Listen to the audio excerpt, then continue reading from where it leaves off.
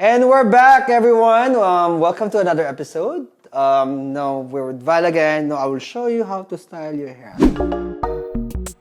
Pag sa hair ko po, masyadong bagsak. So, nahihirapan po ako na i-style. Here's the finished cut.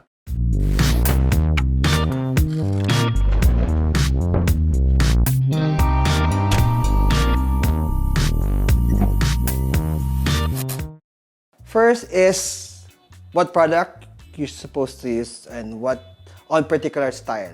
We have all kinds of pomade, volumizer, spray, texturizer, styling cream. I'll show you, depends on where you're going today, kung anong dapat na product sa inyo. Saka, what's good for the Philippine weather. Kasi minsan malaking bagay yung, alam mo yung product na ginagamit mo. Especially when you're the type that you're always on field. So you need a certain product na hindi masyadong mainit sa ulo. Otherwise, ang tendency yan magiging oily kayo or bibigat yung buhok mo. Which is same problem as Val na bumabaksak agad yung buhok niya. I will use a volumizer because his hair is kind of flat. He can just wash and dry it a little bit and then it's ready to go. The product that I used kanina, it's a water-based. So, hindi siya mabigat sa ulo. So, kahit at the end of the day, hindi siya flat. Pag Generation C ka, hindi ka nag-aayos ang buhok. Ikaw ba, Val? Nagsusuklay ka ba? Hindi. So, kung gusto niyo magmukhang Generation C, huwag kayong magsuklay. Now, so this is how it's gonna look like if you just dry it. Usually, gusto pa nila mas magulo eh.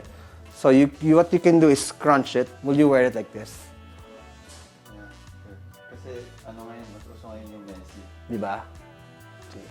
Told you. So, let's say Val has something after his class. So, usually after class, where do you go? Depends po eh. Just to be safe now, I'll teach you how you can style it more slick.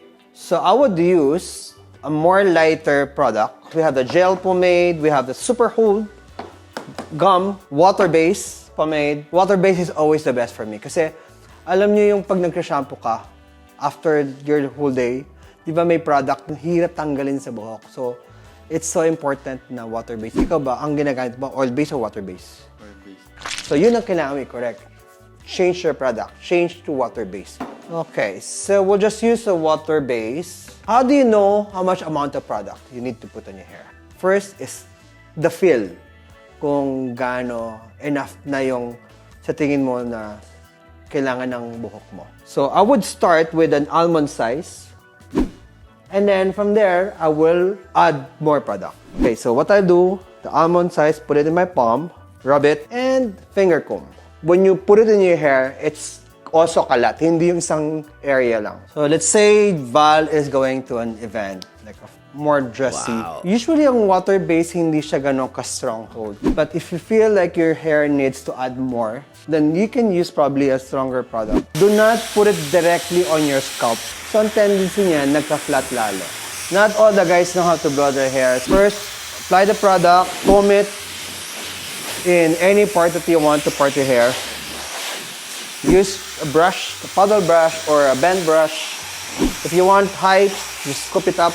It still look natural. Are you the type that you always touch hair?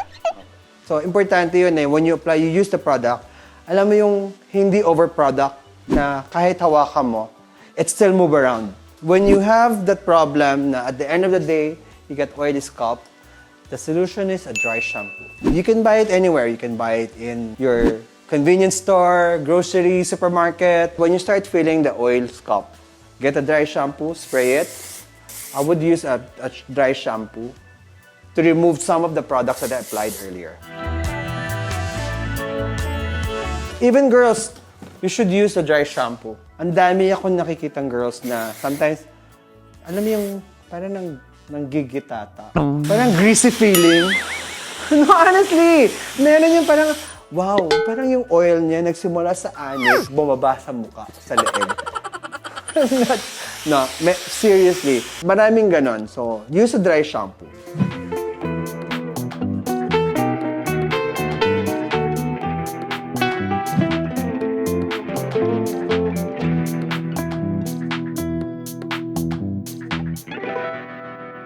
So guys, I hope you enjoyed this episode and I hope you learned something from me again. And don't forget to like, subscribe, and share my show.